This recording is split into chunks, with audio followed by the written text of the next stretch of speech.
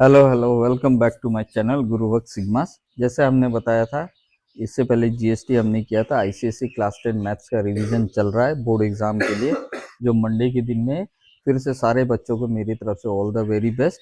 मेरी video and तक देखिए। अभी हम कोऑर्डिनेट ज्योमेट्री करने वाले हैं, इंटेंसिव बट सिंपल रिविजन। ठीक है, लेट्स स्टार्ट। तो कोऑर्डिनेट ज्योमेट्री में सबसे पहले कुछ बेसिक बातें मैं करूँगा। एक कार्टेशियन प्लेन या कोई भी एक प्लेन, उसको 4 भाग में आप डिवाइड कर दीजिए। तो पहला भाग को आप फर्स्ट क्वाड्रेंट भी बोलते हैं, सेकंड को, दूसरे भाग को सेकंड क्वाड्रेंट, तीसरे भाग को थर्ड क्वाड्रेंट, चौथे भाग को फोर्थ क्वाड्रेंट। ठीक है। तो ये जो आपका सोया हुआ लाइन है, जिसको हॉरिजॉन्टल लाइन बोलते हैं, इसको एक्स एक्सिस का लाइन भी बोलते हैं। और ये जो वर्टिकल या खड़ा वाला लाइन है, इसको वाई एक्सिस का लाइन बोलते हैं, जिसको वर्टिकल लाइन भी बोलते हैं। तो ये हुआ X axis horizontal line, vertical line is Y axis. दोनों जिस जगह पर मीट करते हैं या इंटरसेक्ट करते हैं, उस पॉइंट को हम ओ या जीरो बोलते हैं, इसको हम ओरिजिन बोलते हैं। ठीक है, आया। अब आते हैं हॉरिजॉन्टल लाइन में, ओरिजिन से राइट साइड की तरफ में आपका हो जाएगा एक्स एक्सिस का सारे पॉजिटिव वैल्यूज इस साइड आएंगे, और ओरिजिन से यानी ये ओ से लेफ्ट साइड की तरफ आपका सारा एक्स एक्सिस का निगेटिव वैल्यूज आ जाएगा। उसी तरह आप देख सकते हो कि ये ओरिजिन से ऊपर की तरफ वाई एक्सिस का पॉजिटिव वैल्यू आएगा, और ओरिजिन से नीचे की तरफ वाई एक्सिस का निगेटिव वैल्यू आएगा। अच्छा, ओरिजिन में एक्स एक्सिस की वैल्यू, एक्स की वैल्यू भी जीरो रहेगी और वाई की भी जीरो रहेगी। हमेशा याद रखना, अगर ब्रैकेट के अंदर दो वैल्यूज दिए रहेंगे तो हमेशा ये वाला एक्स की वैल्यू है और ये वाली वाई की वैल्यू है। आया ध्यान में? एक्स को की वैल्यू को हम एबा सीसा भी बोलते हैं, और वाई की वैल्यू को ऑर्डिनेट भी बोलते हैं। और एक्स और वाई दोनों की वैल्यू को जब हम कॉमा से एक ब्रैकेट के अंदर डिनोट करते हैं, तो ये दोनों को मिला करके हम coordinate of that particular point, या ये जैसे मैंने बताया, सपोज कीजिए कि लेट पॉइंट ए की वैल्यू है 2,3, तो इसका मतलब 2,3 ये दोनों को एक साथ मिला करके हम इसको कोऑर्डिनेट्स ऑफ पॉइंट ए भी बोलते हैं, जिसमें एबसिसा यानी एक्स की वैल्यू 2 है, और ऑर्डिनेट, कोऑर्डिनेट नहीं ऑर्डिनेट यानी वाई की वैल्यू 3 है। समझ में आया? इतना बेसिक इंट्रोडक्शन, इतना समझ में आया? तो अब फिर आगे हम बढ़ते हैं। ठीक है, आगे के बाद देखिए, ये सपोज कीजिए ये ए बी, मैंने इसको ग्राफ या ग्राफिकल या कार्टेशियन प्लेन में भी मैं इसको दिखा सकता था, एक्स एक्सिस वाई एक्सिस के वहाँ पर डाल करके, लेकिन मैं आपको सिंपल तरीके से दिखाता हूँ। सपोज कीजिए मैं इसी को एक्सप्लेन कर देता हूँ कि ए बी एक लाइन है, यानी पहले तो ए और बी आप बोल सकते हैं, ए और बी दो पॉइंट्स है। इसको मैं ऐसे ही दिखा देता हूँ। सपोज कीजिए एक प्लेन में पॉइंट ए है, और सोचिए यहीं पर कहीं पर या स्ट्रेट या कहीं पर भी एक पॉइंट बी है, दूसरा पॉइंट है बी। पॉइंट ए का कोऑर्डिनेट्स सपोज x1 और y1 कोई भी दो नंबर है, और पॉइंट बी का कोऑर्डिनेट्स x2 और y2 है, कोई भी दो नंबर है, पॉजिटिव निगेटिव कुछ भी हो सकता है।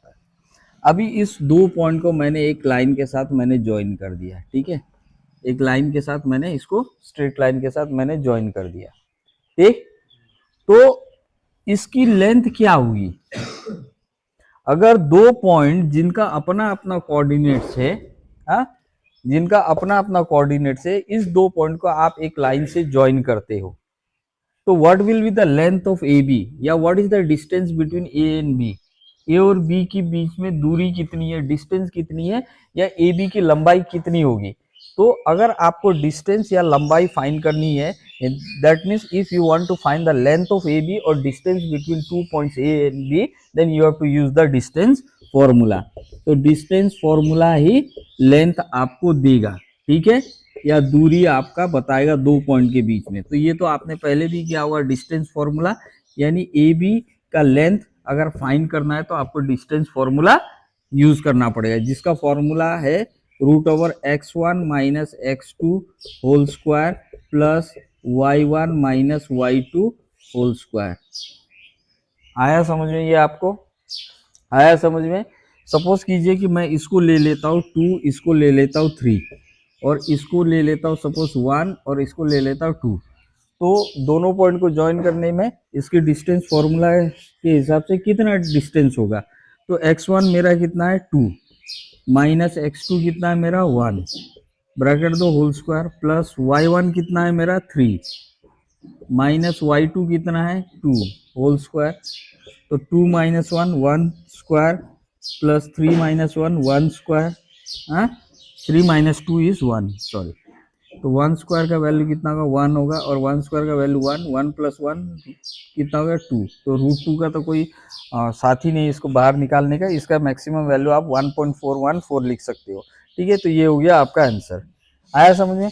अच्छा, कभी निगेटिव में भी रहेगा या इसमें कहीं निगेटिव में भी निकलेगा तो स्क्वायर की वजह से वो पॉजिटिव हो जाएगा। ठीक है, तो इस तरह से हम किसी भी दो पॉइंट के बीच का डिस्टेंस फाइंड करते हैं। ये आया समझ में आपको? कभी कभी बीच के सम में पूछ लेते हैं। अच्छा, अब बाकी का आते हैं, एक एक चीज को सॉल्व करते हैं। ये तो आपको पहले से ही पता था। अभी सोचो ये दो पॉइंट है ए बी, जिसको एक लाइन से मैंने ज्वाइन कर दिया है, बराबर। और सोचो एक दूसरा पॉइंट है या तीसरा पॉइंट, एक पॉइंट तो ये हो गया बी, दूसरा पॉइंट हो गया, एक तीसरा पॉइंट मान लेते पी नाम का पॉइंट है। क्या है? पी नाम का पॉइंट है जिसके कोऑर्डिनेट्स दिए हैं एक्स वाई, और ये पी पॉइंट जो है ये ए बी को इंटरसेक्ट कर रहा है या डिवाइड कर रहा है। ठीक है, ठीक है, तो ये दो भाग में डिवाइड कर रहा है, एपी और पीबी में डिवाइड कर रहा है। ठीक है, सपोज एपी को m1 और पीवी को m2 रेशियो में डिवाइड कर रहा है। हाँ, कैसे डिवाइड कर रहा है? P is dividing line AB into two parts in the ratio AP is to PB आया equal to M1 is to M2 आया, ये दो रेशियो में इसको डिवाइड कर रहा है आया, और रेशियो का नाम दे दिया मैंने M1 is to M2, बराबर। तो आपको अगर इस P का कोऑर्डिनेट्स जो है, P के कोऑर्डिनेट्स हमने क्या लिए? X और Y। P के कोऑर्डिनेट, डिवाइडिंग पॉइंट का कोऑर्डिनेट जो है हमने एक्स वाई लिया है, and P is the dividing point, आपको ये ध्यान रखना है। ठीक है, अब P के कोऑर्डिनेट का अगर आपको वैल्यू चाहिए, समझिए कि A के कोऑर्डिनेट्स दे दिए हैं, x1 y1 का वैल्यू दे दिया है, सपोज 2 3 दे दिया है, इसका 1 2 दे दिया है, या -1 2 दे दिया है, अब इसका वैल्यू दे दिया है, आपको इसका वैल्यू फाइंड करना है, मतलब P के कोऑर्डिनेट्स के वैल्यू फाइंड करना है, यानी P में x की वैल्यू क्या है, y की वैल्यू फाइंड करनी है। या फिर ये तीन पॉइंट है जिसमें P is the dividing point of line AB। ठीक है, तो ये तीन पॉइंट है ए बी और पी, इसमें से किसी भी दो पॉइंट का वैल्यू आपके पास है, तीसरे पॉइंट का नहीं है, तो आप तब यूज करोगे सेक्शन फॉर्मूला। क्या यूज करोगे? हाँ, तो आप यूज करोगे सेक्शन फॉर्मूला। लेकिन सेक्शन फॉर्मूला में ध्यान रखना है कि इस साइड हमेशा P का वैल्यू ही आएगा, that is x। x is the value of abscissa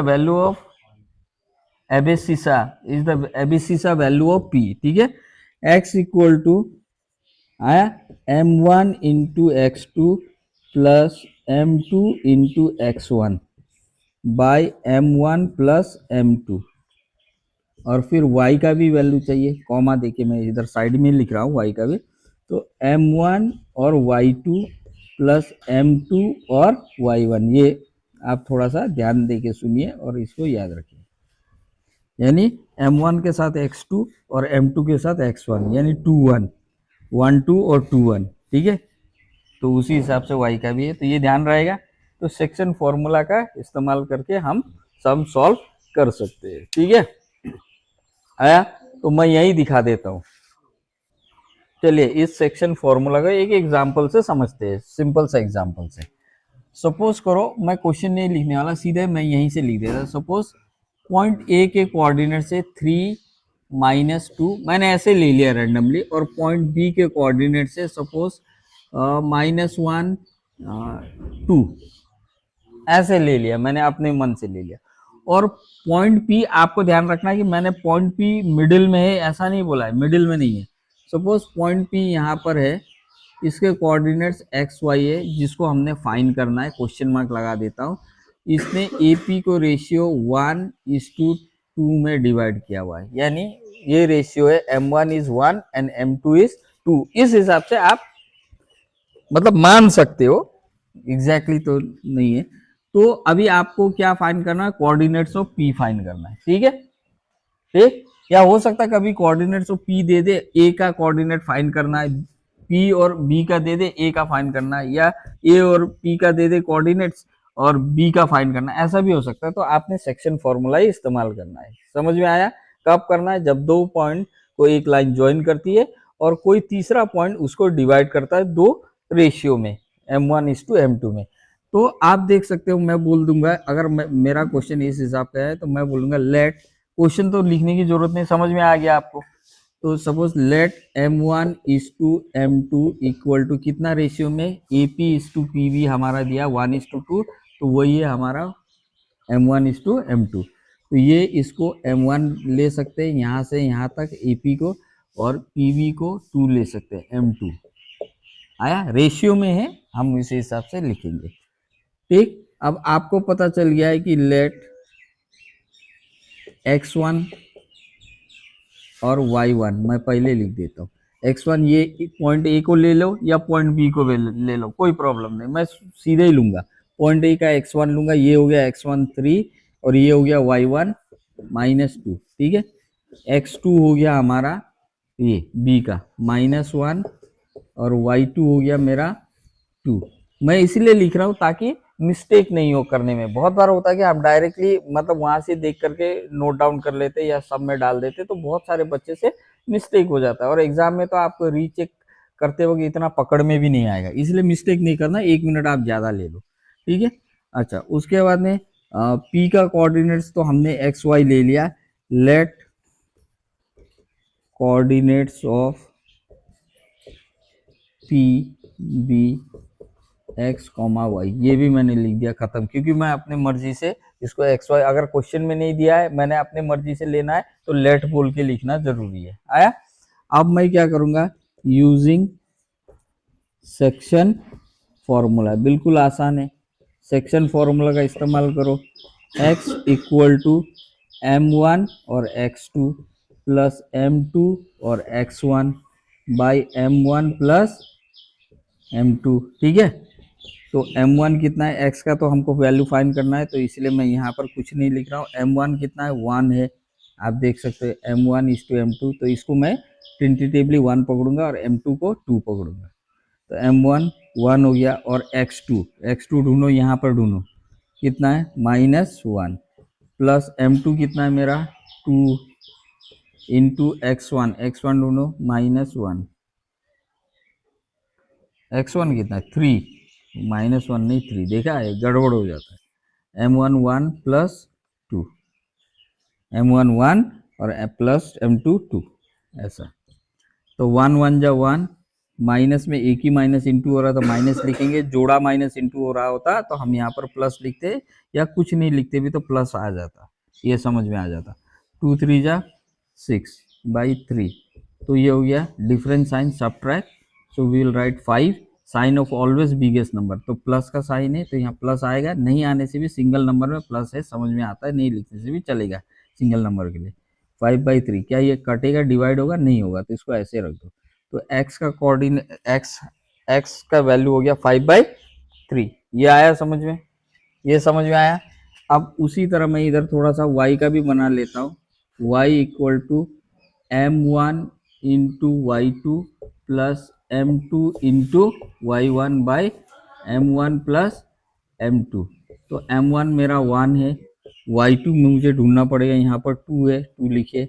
M2 मेरा 2 है, y1 मेरा -2 है, और M1 by M1 by M2, M1 by M2, M1 1 है और M2 है मेरा 2, तो 1 2 जा 2, यहाँ पर भी सिंगल माइनस इंटू हो रहा है, ये 2 के साथ प्लस है और इधर 2 के साथ माइनस है, तो सिंगल माइनस है, जोड़ी में नहीं है इंटू में, तो माइनस ही लगा दो सीधा।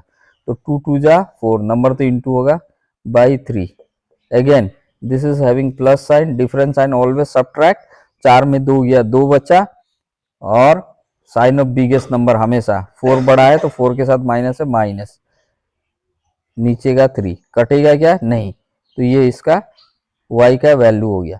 तो फाइनली p के कोऑर्डिनेट्स हमारे क्या हो जाएंगे, लास्ट में आप लिखिए देयरफॉर P के कोऑर्डिनेट्स क्या होंगे 5/3 कॉमा -2/3, x का पहले लिखना y का, ये हो गया आपका आंसर। ठीक है, समझ में आया? ये देख लीजिए एक बार, समझ में आया? कोई डिफिकल्टी है? नहीं, बिल्कुल इजी है सेक्शन फॉर्मूला का। हाँ, अब फिर इसका दूसरा टाइप भी देख लेते। जैसे ये पॉइंट ए और बी को मैंने लाइन ए बी से ज्वाइन किया है, और सोचिए कि पी जो है आपका एग्जैक्टली सेंटर में, P is the mid point here. Dividing line जो पी है आपका मिड पॉइंट है, डिवाइडिंग लाइन आपका जो पी है ये लाइन ए बी का मिड पॉइंट है, यानी ए बी को एकदम सेंटर से ये डिवाइड कर रहा है? तब रेशियो M1:M2 क्या होगा? 1:1 होगा। कोई भी मिड पॉइंट का काम करेगा तो वो उस लाइन को रेशियो 1:1 में ही डिवाइड करेगा। आपको ये बात से मुझे याद आया, जैसे आपको हो सकता है एमसीक्यू में पूछ दे, सर्कल में डायमीटर किस रेशियो में डिवाइड होता है? डायमीटर 1:1 रेशियो में डिवाइड होता है। आया ध्यान में? सेंटर ऑफ द सर्कल से ये कोड हो गया, suppose A B is the कोड, सेंटर ऑफ द सर्कल से एक परपेंडिकुलर लाइन कोड के ऊपर गिरता है, तो ये कोड को कौन से रेशियो में डिवाइड करता है? 1:1, क्योंकि ये मिड पॉइंट है। जब भी मिड पॉइंट वाली बात आएगी तो रेशियो डिवाइड होगा 1:1 में, यानी M1:M2 का वैल्यू होगा 1:1। आपको ध्यान रहेगा? हाँ, आपको ध्यान रहेगा इस बात का, अगर एमसीक्यू में आ गया तो। ठीक है, सर्कल में डायमीटर कौन से रेशियो में डिवाइड होता है? 1:1 रेशियो में। ठीक है, कोड को perpendicular from the centre of the circle किस में डिवाइड करता है? 1:1 रेशियो में। अब ये मिड पॉइंट है, कोई भी मिड पॉइंट है, P is the midpoint of A B, यानी P आपका सेंट्रल पॉइंट है, तो रेशियो M1:M2 हो जाएगा 1:1। ठीक है, तो तब सेक्शन फॉर्मूला आपको यहाँ पर M1 M2 लिखने की जरूरत नहीं, क्योंकि 1:1 का वैल्यू, ठीक है, इनटू में वही रहेगा, और नीचे 1 + 1 तो 2 ही हो जाएगा। तो सेक्शन फॉर्मूला तब आपका हो जाएगा x को लेकर के x1 + x2/2, और y का हो जाएगा y1 + y2/2। आपको ये समझ में आया? समझ में आया? जब मिड पॉइंट बोल देगा या डिवाइड इक्वली बोल देगा। ठीक है, आया ध्यान में? सपोज 1:1 की जगह अगर उसने बोला कि ये 5:5 में डिवाइड किया, इसका मतलब भी 1:1 ही है। ठीक है, क्योंकि 5/5 1:1 ही देगा। समझ में आया आपको? समझ में आया? ठीक है, आगे बढ़ते हैं। तो आपको समझना है कि सेक्शन फॉर्मूला दो है, एक बार जब P मिड पॉइंट नहीं होता है, और दूसरी बार का जो फॉर्मूला है जब P as a midpoint काम करता है। ठीक है, चलिए अब देखते हैं फिर से सेक्शन फॉर्मूला में आते हैं। इसमें हम थोड़ा दूसरी चीज देखते हैं। यहाँ क्या देखना है कि सपोज करो पॉइंट ए के कोऑर्डिनेट दिए हुए हैं, P का भी कोऑर्डिनेट दिया हुआ है और B का भी कोऑर्डिनेट दिया हुआ है। ठीक है, और सोचो P मिड पॉइंट नहीं है, P is not the mid point here. Okay, आपको रेशियो फाइंड करना है, किसकी वैल्यू फाइंड करनी है? M1:M2 की। आया? ठीक है, यानी AP:PB की वैल्यू फाइंड करनी है। क्या? AP:PB, इसका मतलब क्या है? क्या किसकी रेशियो फाइंड करनी है? M1:M2 की रेशियो आपको फाइंड करनी है। जब सब कुछ आपको दिया होता है, सारे कोऑर्डिनेट्स A, P, B तीनों के कोऑर्डिनेट दिए होते हैं, लेकिन आपको ये डिवाइडिंग रेशियो आपको दिया नहीं होता है, तो आप उसको कैसे फाइंड कर सकते हो? ठीक है, तब आपने M1 को K लेना है और M2 को 1 लेना है। आया? Late M1:M2 equal to small k:1, ऐसा लेना है। ठीक है, आया ध्यान में? और तब आपको ये फॉर्मूला यूज करना है। यूज फॉर्मूला, कौन सा फॉर्मूला यूज करना है?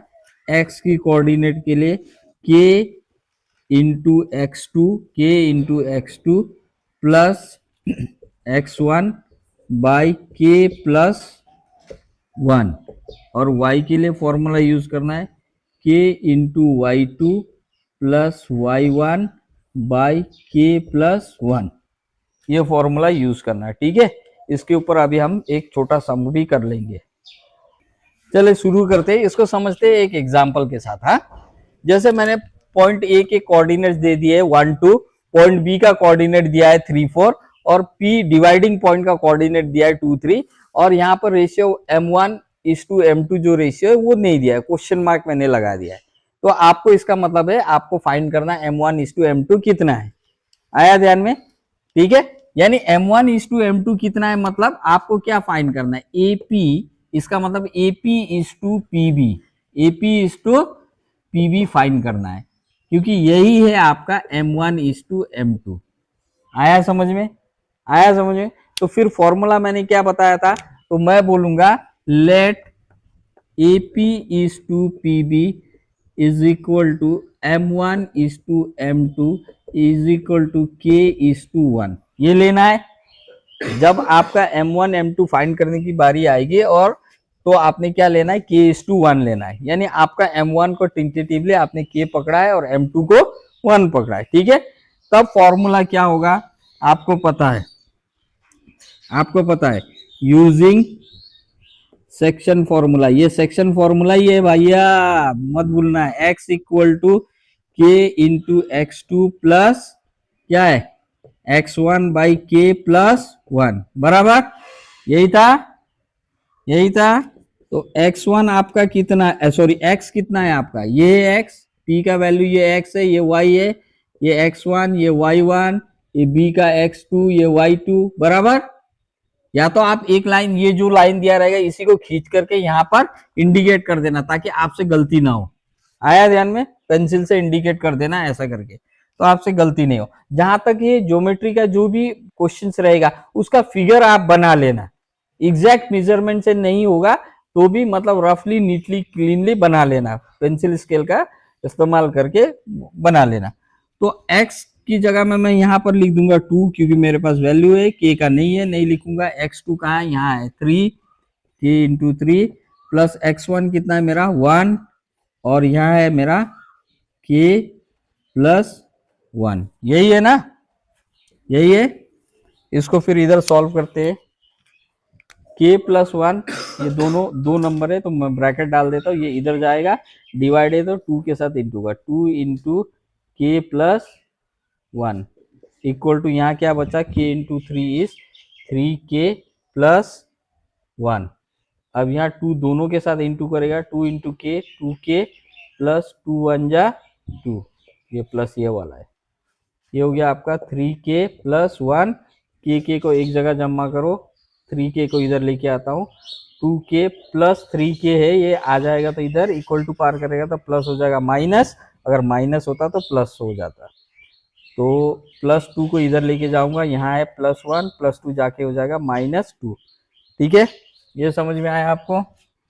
अब डिफरेंस साइन, क्योंकि यहाँ आगे कुछ नहीं है मतलब प्लस है, तो डिफरेंस साइन, एक में प्लस है एक में माइनस है तो अलग अलग साइन है, डिफरेंस साइन सब्ट्रैक्ट। तो 3 K में 2 K चला गया, 1 K बचा, तो 1 K भी लिख सकते हो या सिंपली 1 K को सिंगल K ऐसा भी लिख सकते हो, ये सिंगल K ही है। Sign of always biggest number, minus का नंबर के आगे साइन बड़ा है, बड़ा नंबर 3 है, इसके आगे माइनस साइन है तो माइनस यहाँ लगा दिया। यहाँ पर भी अलग अलग साइन है तो सब्ट्रैक्ट किया, 2 में 1 गया 1, sign of biggest number minus, तो दोनों साइड में माइनस माइनस सिंगल कट गया, तो K बचा आपका कितना 1। अरे बाप रे, K1 निकल गया। तो ये रेशियो तो मेरा क्या निकल गया, ये बाई चांस से 1 निकला, मैंने तो ऐसे लिया था। तो आपका हो जाएगा देयरफॉर M1:M2 या AP:PB का रेशियो हो जाएगा 1:M1। K तो आपका M1 है, K बोले तो M1 ही है आपका, K बोले तो M1 है, तो M1 आपका 1 है और M2 तो ऑलरेडी 1 ही है, M2 आपका 1 ही है, तो AP:PB that is M1:M2 is 1:1 ratio आया।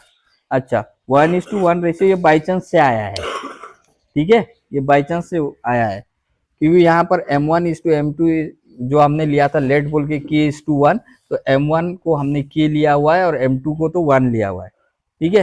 तो यहाँ हमारा M1 यानी K का वैल्यू आया है 1 ही आया है, तो M2 तो ऑलरेडी 1 है, तो ये रेशियो का आंसर होगा 1:1। अब 1:1 का मतलब क्या है, अब इसको समझ लेते हैं। बाई चांस से आ तो गया 1:1 क्या बताएगा हमको, 1:1 बता रहा है कि ये P मेरा मिड पॉइंट है, P मेरा आया ध्यान में। लेकिन ओवरऑल M1:M2 इस हिसाब से वैल्यू फाइंड करना है। ये तो समझ में आया आपको, आया समझ में।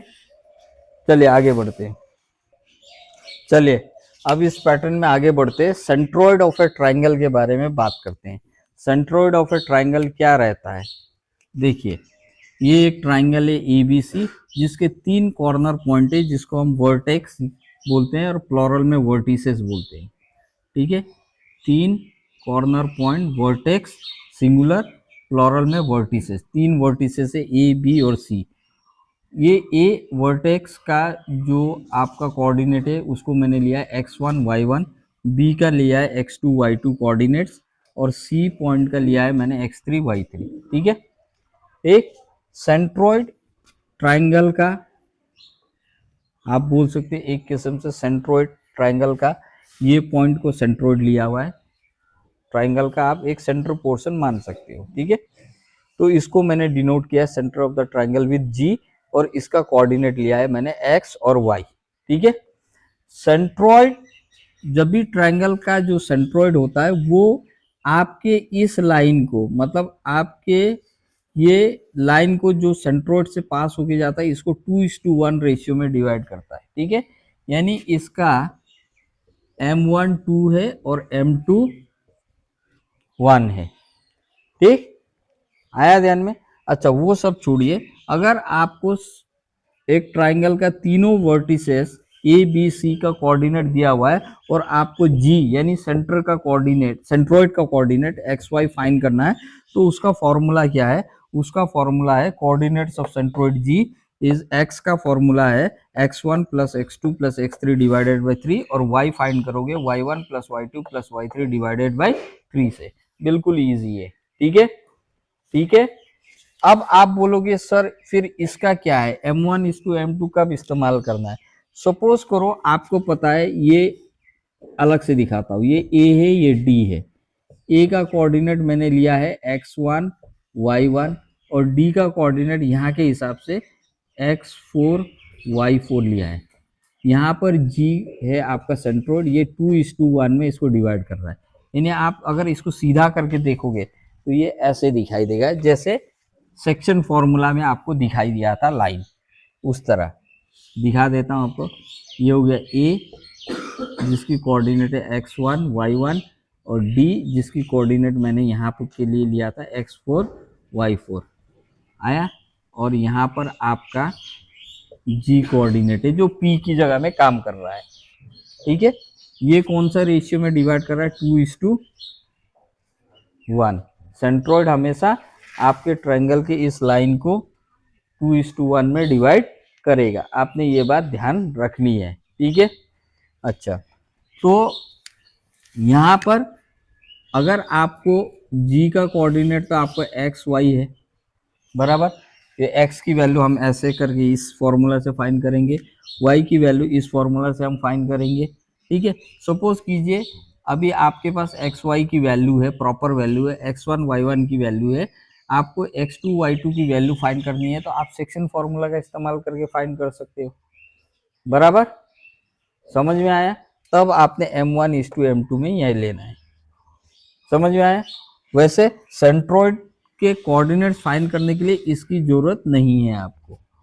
ठीक, दूसरा MCQ, अ सेंट्रोइड डिवाइड्स, आप बोल सकते हो a centroid of a, a centroid of a triangle divide, इसको AD को आप मीडियन बोल सकते हैं। Centroid of a triangle divides median AD in the ratio 2:1, in the ratio 2:1। आया समझ में? ये आया समझ में? एग्जाम्पल के साथ करें। चलिए देखते हैं क्वेश्चन सेंट्रोइड को लेकर के भी। तो मैंने एक उठाया अपने हिसाब से question, a triangle whose vertices are 2, -4, -2, 1 और 6, -6। ये 3 वर्टिसेस है ट्राइंगल के और ये 3 वर्टिसेस के कोऑर्डिनेट्स है। आपको कोऑर्डिनेट्स ऑफ इट्स वर्टिसेस नहीं, आपको coordinates of its centroid find करना है। क्या? सेंट्रोइड के कोऑर्डिनेट्स फाइंड करने हैं इस ट्राइंगल के। Coordinates of mid point of its base, base मतलब नीचे का, ट्राइंगल के नीचे का बेस का मिड पॉइंट फाइंड करना है, उस बारे में समझेंगे। Length of the median find करना है आपको। तो सबसे पहले इन्होंने ट्राइंगल का नाम नहीं दिया है, तो आप अपने हिसाब से बनाओगे तो लेट बोल करके मेंशन कीजिएगा जब लिखते हो। तो जैसे इन्होंने ट्राइंगल का, जैसे मैंने इस क्वेश्चन में ट्राइंगल का नाम नहीं लिया है, तो मैं ट्राइंगल ABC अपने मर्जी से ले लूंगा। इसके 3 वर्टिसेस, जिसमें ए को मैं दे दूंगा पहला वाला कोऑर्डिनेट 2, -4, बी को दे दूंगा दूसरे वाला कोऑर्डिनेट -2, 1, और सी को मैं एज्यूम कर लूंगा कि ये कोऑर्डिनेट सी का है 6, -6। ठीक है। अब यहाँ से मीडियन लेके आऊंगा AD, ये पॉइंट है मेरा D। आपको ध्यान रखना है कि AD जो ये लाइन है जिसके ऊपर सेंट्रोइड बैठा हुआ है, यहाँ सोचो सेंट्रोइड मैंने ले लिया G को, जिसके कोऑर्डिनेट्स ले रहा हूँ मैं XY, इसका वैल्यू नहीं है जो हमको फाइंड करना है, तो मैं यहाँ आपके लिए क्वेश्चन मार्क लगा देता हूँ।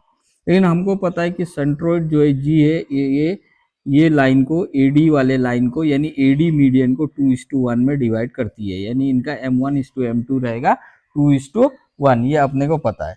और आपको ये भी पता होना चाहिए इस लाइन को अगर मैं मीडियन बोल रहा हूँ, जिसमें सेंट्रोइड बीच में, सेंट्रोइड का पॉइंट है यहाँ पर, तो ये D जो है, ये नीचे का ट्राइंगल का जो पोर्शन है जिसको हम बेस बोलते हैं, यहाँ पर बेस का नाम है BC।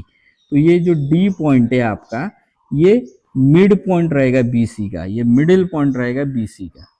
ठीक है। तो इसके कोऑर्डिनेट को मैं ले लेता हूँ, सपोज AB ले लेता हूँ। ठीक है। ओके। तो मैंने अब सॉल्यूशन शुरू करना है, तो मैं बोलता हूँ solution let triangle ABC has, A का कोऑर्डिनेट है आपको 2, 4। ठीक है। ठीक है। वेयर, या इन विच मैं लिखता हूँ, वेयर नहीं लिखता हूँ, इन विच, या आप इसको x1 = 2, x2 = sorry x1 = 2, x1 = 2, हाँ बराबर है, y1 = -4 ले लिया। फिर b कोऑर्डिनेट ले रहा हूँ, तो लेट बोल के ले, b का कोऑर्डिनेट है -2, 1। ठीक है। जिसमें इन विच मेरा रहेगा x2 ले रहा हूँ, इसके कोऑर्डिनेट्स -2, और y2 रहेगा मेरा 1, और c कोऑर्डिनेट जो ले रहा हूँ 6, -6, इन विच मेरा ये रहेगा x3 रहेगा मेरा 6, और y3 रहेगा मेरा -6। साथ में और भी क्लियर कर लेता हूँ मैं, लेट सेंट्रोइड BG, सेंट्रोइड मैंने G ले लिया है क्योंकि उन्होंने तो कुछ दिया नहीं था, और इसके कोऑर्डिनेट मैंने ले लिया XY। ठीक है। और इसमें M1:M2 को भी मैं ले लेता हूँ, M1:M2, दैट इज सेंट्रोइड कैसे डिवाइड करता है मीडियन AD को 2:1 में। ठीक है। और मैं मीडियन ले लेता हूँ, मीडियन BAD मेरा मीडियन है। ठीक है। ये भी मैंने लेट में ले लिया, मीडियन BAD, और D का कोऑर्डिनेट्स लेट D, या coordinates of D, coordinates of D भी अपने हिसाब से ले रहा हूँ, DB कितना ले रहा हूँ, coordinates of D A, B ले रहा हूँ। ठीक है। यहाँ तक मैंने अपने हिसाब से कर दिया है, क्योंकि मैंने अपने हिसाब से ट्राइंगल ABC लिया है। अगर उन्होंने दिया है ऑलरेडी तो आपको लेट लिखने की जरूरत नहीं, जो है उसके आगे आप ये लिख सकते हो। ठीक है। ये मैंने लिख दिया, इतना समझ में आया आपको। अब चलते हैं कोऑर्डिनेट्स ऑफ इस सेंट्रोइड। सेंट्रोइड हमने G लिया है, G का कोऑर्डिनेट, यानी सेंट्रोइड का कोऑर्डिनेट फाइंड करने का फॉर्मूला आपको पता है, x = x1 + x2 + x3/3, और y = y1 + y2 + y3/3। तो उसमें हम आ जाते हैं, ये तो आपने देख लिया। आप कोऑर्डिनेट्स पहला नंबर में आते हैं, नंबर 1 क्या है, coordinates of its centroid. Centroid we have taken to be G, so coordinates of centroid यानी जी, इसको कैसा लेंगे, x equal to x1 plus x2 plus x3 by 3 which is equal to x1 मेरा पता है कितना है, आप देख लो पिछली बार कितना 2, यहाँ फिगर से भी देख सकते हैं 2 है x1, x2 है -2 प्लस -2 और x3 है 6 बाई 3। तो आपको पता है 2 प्लस माइनस -2 प्लस 6 बाई 3, तो +2 -2 0, मैं यही कट कर देता हूँ, 6 बाई 3 बचेगा, तो 3 1 जा 3, 3 2 जा 6 डिवाइड हो जाएगा, तो x की वैल्यू आएगी मेरी कितना 2 हो गया, ये देख लो आप। उसके बाद हम निकाल लेंगे y की वैल्यू, y की वैल्यू भी हम इसी हिसाब से निकालेंगे। कैसे निकालेंगे, अब देखो y की वैल्यू कैसे निकालेंगे हम, y equal to y1 plus y2 plus y3 by 3, बिल्कुल इजी है। y1 आपका -4 प्लस y2 आपका 1 प्लस y3 आपका -6 by 3 which is equal to -4 plus 1 plus -6 by 3। अब आप इसको जैसे करना है वैसे कीजिए, दो को लीजिए, -4 और +1 डिफरेंस साइन सब्ट्रैक्ट, तो 4 में 1 गया, कितना बचा 3, साइन ऑफ बिगेस्ट नंबर 4 और 1 में बिगर 4 है, 4 के साथ माइनस है तो माइनस लगाइए।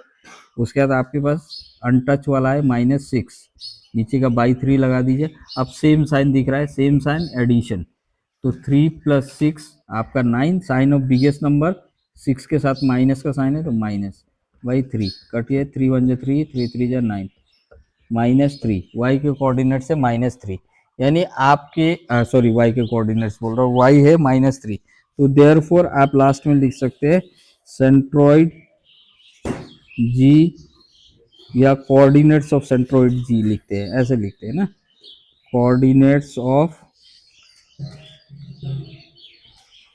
सेंट्रॉइड जी बी, x कितना निकाला था हमने, 2 निकाला था, कॉमा y कितना -3, 2 x का वैल्यू पहले डालना है, ठीक है। तो ये हो गया आपका आंसर, पहले वाला का आंसर ये हो गया।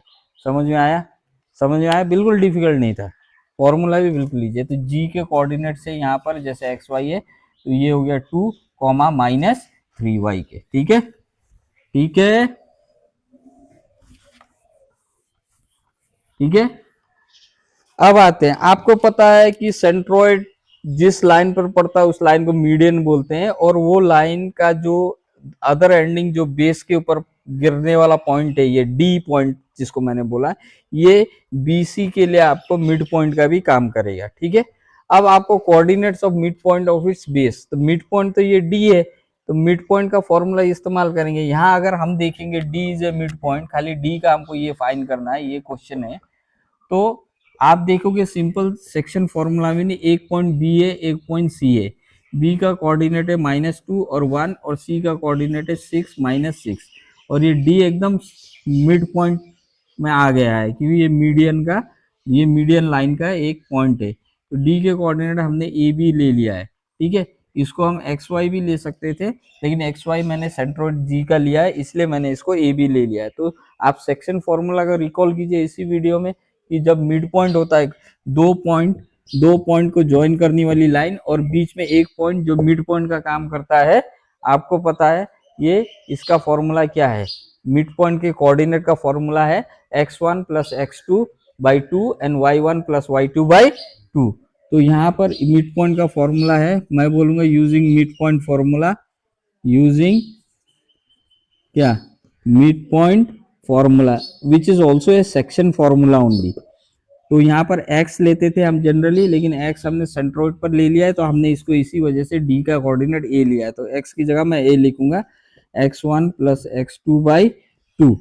अभी यहाँ x1 तो है नहीं हमारा, इसको हमने क्या लिया हुआ था, x2 लिया हुआ था, और इसको x3 लिया हुआ था, बराबर। तो मैं इसको x1 + x2 की जगह x2 प्लस क्या ले लेता हूँ, x2 + x3 बाई 2।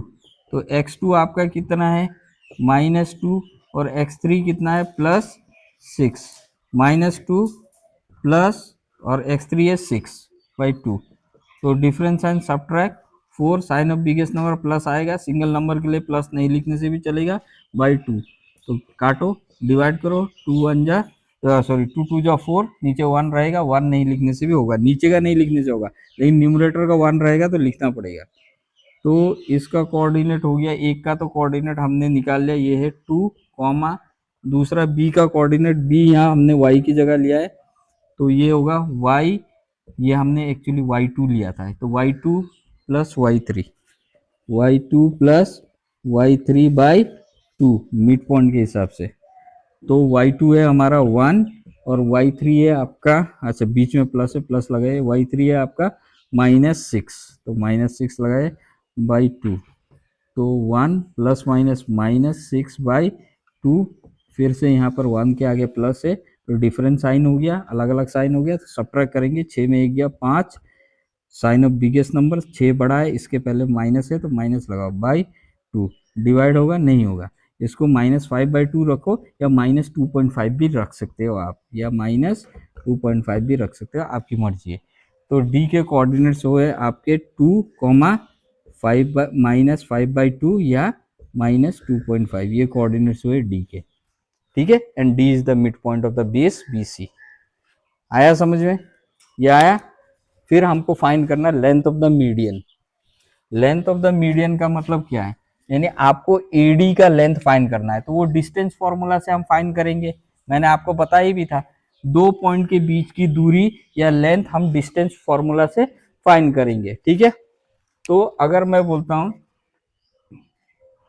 आप सेक्शन फॉर्मूला से भी फाइंड कर सकते हो, यस, क्योंकि आपके पास M1:M2 भी है, और आप लेंथ ही फाइंड करना है तो डिस्टेंस फॉर्मूला से भी आप फाइंड कर सकते हो। तो डिस्टेंस फॉर्मूला से अगर हम फाइंड कर रहे हैं तो इजी रहेगा, क्योंकि मेरे पास पॉइंट A है और मेरे पास यहाँ पॉइंट D है, भले यहाँ पर G है जो 2:1 में डिवाइड कर रहा है, तो आप सेक्शन फार्मूला या डिस्टेंस फार्मूला, लेकिन मैं डिस्टेंस फार्मूला प्रेफर करूंगा क्योंकि AD की लंबाई ये मांग रहा है। ये मेरे पास कोऑर्डिनेट है 2, -4, और D का मैंने अभी पता किया है 2, -2.5, ठीक है, आया। आप रेशियो में भी ले सकते हो, तो therefore AD equal to √x1 - x2 whole square plus y1 - y2 whole square, यही है। तो रूट का ध्यान रखिए कि ये अंदर ज़्यादा ना आ जाए, ये बाहर ही रहना चाहिए रूट, नहीं तो अगर इसको कवर आपने नहीं किया तो ये रूट के बाहर हो जाएगा, आपका रॉन्ग हो जाएगा, तो रूट को प्रॉपरली लगाइए। तो x1 में इसको ले लेता हूँ 2, -x2 इसको ले लेता हूँ, ये 2 हो गया होल स्क्वायर, y1 इसको ले लेता हूँ -4, और -y2 कितना है आपका -2, -2.5 सॉरी, तो ये तो डबल ब्रैकेट हो गया होल स्क्वायर, ये पूरा ले लो, तो ये हो जाएगा आपका 2 - 2 0, 0 का स्क्वायर 0 ही रहेगा, फिर भी आपके लिए डाल दिया मैंने, ये -4, ये ब्रैकेट निकालो, माइनस इंटू माइनस, सामने 2 माइनस है, बीच में ब्रैकेट है, तो इंटू कर देना और उसको प्लस कर देना, minus into minus plus 2.5 whole square which comes to 0 का तो कोई मतलब नहीं है, -4 + 2.5, तो ये आपका कितना हो जाएगा, डिफरेंस साइन सब्ट्रैक्ट, तो इसको सब्ट्रैक्ट करेंगे तो 4 में 2 चला गया तो 2 बचेगा, और 2 में 0.5 चला जाएगा तो 1.5, तो 1.5, और माइनस का साइन बड़ा है, 4 के साथ माइनस है, माइनस लगा दिया होल स्क्वायर। तो आप इसको 15 का स्क्वायर करके देख सकते हो, तो 15 जा 225, माइनस माइनस इस प्लस, और पॉइंट के बाद यहाँ एक, और 1.5 के बाद 2 बार 1.5 आ रहा है, यानी पॉइंट के बाद 2 नंबर आ रहे हैं, तो पॉइंट यहाँ लगेगा 2.25, ठीक है। या आप इसको ऐसा कर सकते हो, स्क्वायर से रूट काट दो और निकाल लो इसको बाहर, ठीक है, या आप इसको माइनस स्क्वायर को आप प्लस भी कर सकते हो, तो which is equal to this one which comes to 1.5, ठीक है। आप बोलोगे माइनस कहाँ गया, माइनस को स्क्वायर मैंने दे दिया, माइनस इंटू माइनस प्लस 1.5 का खाली स्क्वायर रहेगा, स्क्वायर रूट को काट देगा, बाहर निकलेगा 1.5, the length of the AD is 1.5 centimetre, this is your answer. समझ में आया आपको, ये समझ में आया आपको, ठीक है। अब हम equation of the straight line की तरफ बढ़ेंगे। ठीक है, बात करते हैं equation of a straight line coordinate geometry का। उससे पहले कुछ बेसिक चीजों को समझते हैं। सबसे पहले तो एंगल ऑफ इंक्लिनेशन समझते हैं। एंगल ऑफ इंक्लिनेशन क्या है, मैंने यहाँ लिख के भी दिया है। Angle a line makes with a positive direction of X axis in anti clockwise direction, इसको बोलते हैं एंगल ऑफ इंक्लिनेशन। मतलब एक लाइन जो एंगल बनाता है एंटी क्लॉकवाइज, मतलब घड़ी जैसी चलती है वो क्लॉकवाइज, घड़ी की कांटा को उल्टा डायरेक्शन में सोचिए, वो एंटी क्लॉकवाइज। तो anticlockwise is from right to left and clockwise is from left to right. तो आप यहाँ देख सकते हो, ये कार्टेशियन प्लेन में मैंने एक्स एक्सिस और वाई एक्सिस को इंटरसेक्ट करवाया है। ये एक लाइन है और ये एंगल थीटा बन रहा है, ये इस डायरेक्शन में जा रहा है, यानी ऐसे जा रहा है, यानी राइट टू लेफ्ट जा रहा है। तो ये पॉजिटिव इंक्लिनेशन है। और यहीं पर देखिए, ये डायरेक्शन देखिए एंगल थीटा का कैसे जा रहा है, ये जा रहा है लेफ्ट टू राइट, यानी ये क्लॉकवाइज में जा रहा है, ये एंटी क्लॉकवाइज में जा रहा है, ये क्लॉकवाइज में जा रहा है। तो ये दोनों ही एंगल ऑफ इंक्लिनेशन है, ये तीनों ही एंगल ऑफ इंक्लिनेशन है, लेकिन डायरेक्शन देखिए, it is anticlockwise direction. ठीक है, that is the positive direction of X axis and this is clockwise direction. आप बोल सकते हो दिस इज निगेटिव इंक्लिनेशन, क्योंकि this is going to the clockwise direction. ठीक है, तो ये इस तरफ जाएगा तो आपका क्लॉकवाइज होगा, और इस तरफ से इस तरफ आएगा तो एंटी क्लॉकवाइज होगा। ये निगेटिव इंक्लिनेशन है, ये पॉजिटिव इंक्लिनेशन है। 90 डिग्री ओब्वियसली पॉजिटिव इंक्लिनेशन। अगर एक्स एक्सिस के ऊपर कोई भी लाइन 90 डिग्री बनाता है एंगल, तो वो पॉजिटिव इंक्लिनेशन है। ठीक है, तो इंक्लिनेशन क्या है, अ लाइन मेक्स, इंक्लिनेशन आपका एंगल ऑफ इंक्लिनेशन क्या है कि कोई भी लाइन जो पॉजिटिव डायरेक्शन एक्स एक्सिस के में, यानी एंटी क्लॉकवाइज डायरेक्शन में एक्स एक्सिस के में एंगल बनाता है, उस एंगल को बोलते हैं एंगल ऑफ इंक्लिनेशन। ठीक, positive direction anti clockwise positive inclination, negative आप बोल सकते हैं निगेटिव इंक्लिनेशन जब वो क्लॉकवाइज में जाएगा। ठीक है, आया। अच्छा, इंक्लिनेशन किसी भी लाइन का जो एक्स एक्सिस के साथ पैरेलल है, पैरेलल टू एक्स एक्सिस, या x axis itself, x axis खुद भी, एक्स एक्सिस का खुद के साथ में ही इंक्लिनेशन का एंगल होगा 0 डिग्री, या कोई भी लाइन जो एक्स एक्सिस के साथ पैरेलल है उसमें एंगल ऑफ इंक्लिनेशन होगा 0 डिग्री। उसी तरह इंक्लिनेशन किसी भी लाइन का जो वाई एक्सिस के साथ पैरेलल है, या खुद वाई एक्सिस खुद के साथ ही, उसका एंगल ऑफ इंक्लिनेशन होगा 90 डिग्री। आप ध्यान रखना, एमसीक्यू में पूछ सकते हैं। दूसरा, slope of a vertical line, ये वाई एक्सिस जो वर्टिकल लाइन है Y axis, slope of a vertical line Y axis का यहाँ स्लोप डिफाइन नहीं किया गया है, क्योंकि slope of the vertical line here the angle theta is 90 degree, और स्लोप जिसको हम m से डिनोट करते हैं, यहाँ पर स्लोप m से डिनोट करते हैं। पिछले वाले में m का मतलब था रेशियो m1:m2, यहाँ पर स्लोप का मतलब है m, तो वो m का मतलब फिर होता है tan थीटा, क्या tan थीटा। तो स्लोप को tan थीटा से डिनोट करते हैं, लेटर m से भी डिनोट करते हैं। तो slope of a vertical line यानी y एक्सिस को डिफाइन नहीं कर सकते, क्योंकि वहां पर एंगल थीटा 90 डिग्री होता है, और 90 डिग्री में स्लोप बनेगा tan 90 डिग्री, जिसकी वैल्यू होता है अनडिफाइन, आया, क्योंकि tan 90 की वैल्यू ही अनडिफाइन होती है। दूसरा, स्लोप क्या है, स्लोप या ग्रेडियंट वो एक हिसाब का टेंजेंट है। किसके ऊपर टेंजेंट, वो इंक्लिनेशन का टेंजेंट है, वो किसका है, is the tangent of its inclination. ठीक है, स्लोप जो है आपका, जो स्लोप है वो क्या है, वो टेंजेंट है, किसका टेंजेंट है, उसकी इंक्लिनेशन का टेंजेंट है। आया ध्यान में। अच्छा, स्लोप पॉजिटिव होगा जब आपका लाइन एक्यूट एंगल बनाएगा एक्स एक्सिस के साथ में एंटी क्लॉकवाइज डायरेक्शन में, यानी स्लोप तभी पॉजिटिव होगा सबसे पहले जब आपका लाइन जो एंगल बनाएगा वो लेस देन 90 डिग्री होना चाहिए, क्योंकि 90 डिग्री में तो अनडिफाइन हो जाएगा। लेस देन 90 डिग्री होगा एक्स एक्सिस के साथ में, और एंटी क्लॉकवाइज डायरेक्शन होगा, तभी स्लोप आपका पॉजिटिव में आंसर आएगा। आपका स्लोप जिसको एम भी बोलते हैं निगेटिव वैल्यू देगा अगर आपका लाइन ऑब्ट्यूज एंगल बनाएगा, दैट इज एक्स एक्सिस के साथ ही बनाएगा, एक्स के एक्सिस के साथ ही बनाएगा, लेकिन वो ऑब्ट्यूज एंगल बनाएगा जब तो स्लोप होगा आपका निगेटिव। ऑब्ट्यूज एंगल मतलब अगर आपका लाइन मोर देन 90 डिग्री बना रहा है एक्स एक्सिस के साथ में, भले एंटी क्लॉकवाइज डायरेक्शन रहने दीजिए, तो स्लोप का वैल्यू आपका निगेटिव में आएगा। ठीक है, आया समझ में? आया समझ में? सपोज ये एंगल है, ये एंगल अगर एक्यूट रहेगा तो acute angle is less than 90, तो सपोज ये 30 डिग्री होगा, तो आपका यहाँ पर tan 30 का वैल्यू आएगा आपका कितना 1/√3, यानी पॉजिटिव वैल्यू आएगा।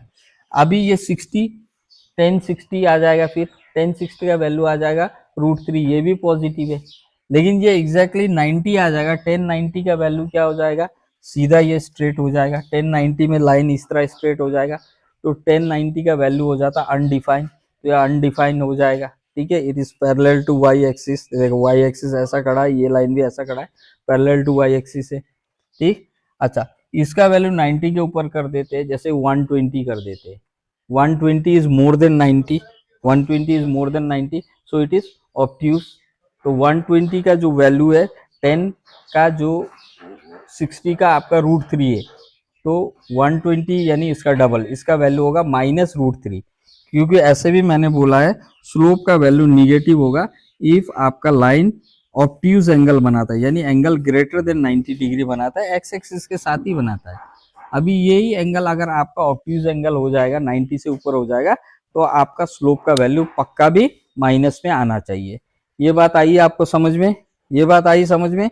एक बार बोर्ड पर लिखा हुआ देख लीजिए अच्छे से, आपके एमसीक्यू के लिए और बेसिक कंसेप्ट को समझने के लिए आपको हेल्प आएगा। ठीक है, हो गया? ठीक है, आगे बढ़ते हैं। चलिए स्लोप के बारे में बात करते हैं। ये फिगर मैंने बना के रखा है कार्टेशियन प्लेन में, एक्स एक्सिस वाई एक्सिस। आप देख सकते हो यहाँ पर, थोड़ा सा समझते हैं। यहाँ पर 2 पॉइंट है ए और बी। पहले तो ये 2 पॉइंट ए और बी, इसको मैंने एक लाइन से ज्वाइन किया है, एक स्ट्रेट लाइन से ज्वाइन करके स्लोप जैसा बनाया। तो ये स्ट्रेट लाइन यहाँ नीचे आके एक्स एक्सिस के साथ यहाँ जुड़ता है। तो यहाँ देख सकते हैं ये एक्यूट एंगल है, क्योंकि एक्यूट एंगल हमेशा ऐसा रहता है। ऑब्ट्यूज ये हो गया 90, ये हो गया आपका राइट एंगल, ये पीछे की तरफ जाएगा तो ये ऑब्ट्यूज एंगल हो जाएगा। तो ये एक्यूट एंगल है, क्योंकि ये ऐसा विद द एक्स एक्सिस ये ऐसा नीचे आ रहा है। अगर ये ऐसा सीधा रहता तो 90 और ये पीछे की तरफ जाता तो ऑब्ट्यूज मोर देन 90 हो जाता। तो ये एक्यूट एंगल बना रहा है। पॉइंट ए बी को जिस लाइन से मैंने ज्वाइन किया और उसको मैंने फर्दर एक्सटेंड किया, तो ये एक्स एक्सिस के साथ यहाँ मिल रहा है और ये एक्यूट एंगल बना रहा है। अब ये 2 पॉइंट को जिसको ज्वाइन किया है, एक्स का कोऑर्डिनेट मैं ले लेता हूँ, सॉरी ए का कोऑर्डिनेट ले लेता हूँ x1 y1 और b का कोऑर्डिनेट ले लेता हूँ x2 y2। तो इस ए बी लाइन का स्लोप कैसे फाइंड करोगे, कौन सा फॉर्मूला है इसका? तो slope of line A B is denoted with letter m, letter m के साथ इसको डिनोट किया गया है, which is equal to y1 minus y2 by x1 minus x2। आया ध्यान में? यानी it is the difference of ordinates divided by difference of abscissa. ठीक है, कुछ लोग इसको y2 माइनस y1 भी लेते हैं और x2 माइनस x1 भी लेते हैं, मैंने इजी अंडरस्टैंडिंग के लिए लिया हुआ है। ठीक है, और एक बात, स्लोप m का और स्लोप m को वैल्यू हम tan थीटा से भी पता कर सकते हैं। अगर हमको थीटा यानी एंगल दिया है डिग्री में, तो हम slope equal to tan theta directly करके tan, जैसे अगर यहाँ एंगल 30 डिग्री बन रहा है तो slope equal to tan 30 degree equal to 1/√3 हम करके लिख सकते हैं।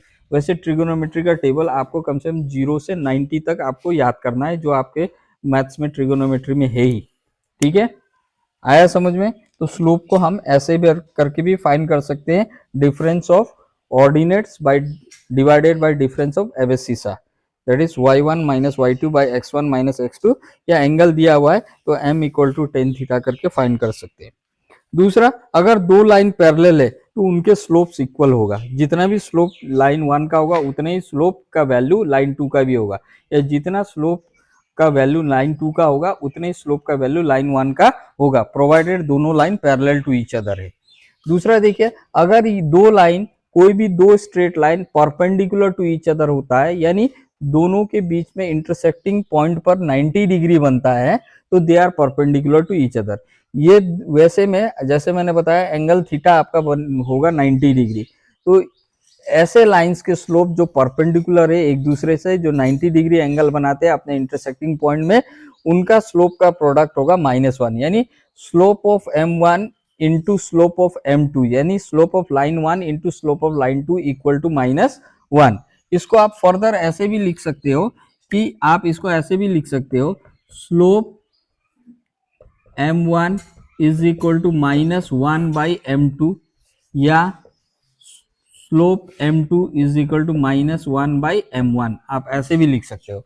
या इनका प्रोडक्ट, आप ये तीनों इसी सेम चीजें आप ये लिख सकते हो, यानी पैरेलल लाइन का स्लोप इक्वल होता है, दो पैरेलल लाइन का स्लोप एक दूसरे से इक्वल होता है, और दो परपेंडिकुलर लाइन जो एक दूसरे से परपेंडिकुलर है उनका स्लोप का प्रोडक्ट -1 होता है, या -1 इनवर्स होता है एक का स्लोप दूसरे के स्लोप के साथ। ठीक है, ये समझ में आया आपको? ठीक है, ये क्वेश्चन देखिए, अभी जो हमने डिस्कस किया था उसके ऊपर है। A line passes through the points A के कोऑर्डिनेट से 1, -3, यानी ए के कोऑर्डिनेट में x की वैल्यू है +1 और y की वैल्यू है -3, और b पॉइंट्स के कोऑर्डिनेट्स दिए हुए हैं 5, 1, यानी x की वैल्यू है +5 और y की वैल्यू है +1। तो आपको फाइंड करना, find the slope of the line A B find करना है। इस लाइन जो पॉइंट्स दिए ए बी, इसको ज्वाइन करके एक लाइन बनेगा, इसका स्लोप फाइंड करना है। Inclination of line A B, inclination मतलब आपको यहाँ एंगल थीटा फाइंड करना है, यानी आपको यहाँ डिग्री फाइंड करना है। हाँ, कितना डिग्री होता है, 30 होता है, 20 होता है, 45 होता है, 60 होता है, 90 होता है। आपको इंक्लिनेशन बोलने से डिग्री एंगल थीटा फाइंड करना है। उसके बाद आपको स्लोप उस लाइन का फाइंड करना है जो इस लाइन ए बी के साथ पैरेलल होगा, और उस लाइन का भी स्लोप फाइंड करना है जो ए बी के साथ परपेंडिकुलर होगा।